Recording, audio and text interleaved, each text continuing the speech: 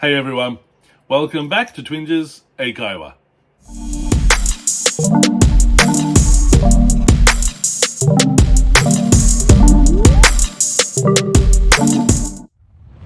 皆さん、こんにちは。Twinges 英会話です。Welcome back。今日のワンポイントレッスンは Phrasal Verb、句動詞。で、今日の Phrasal Verb は to ask around。To ask around means to ask many people the same question. 多くの人に同じ質問をする。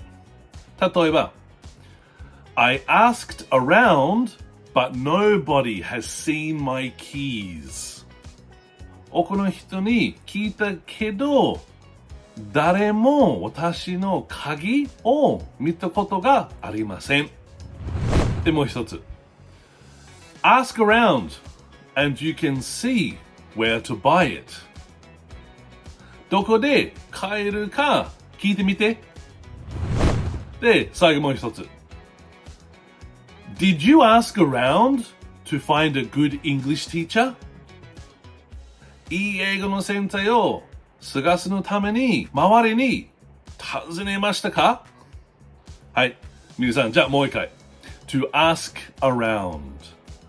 多くの人に同じ質問をする。はい、皆さん勉強しましたか？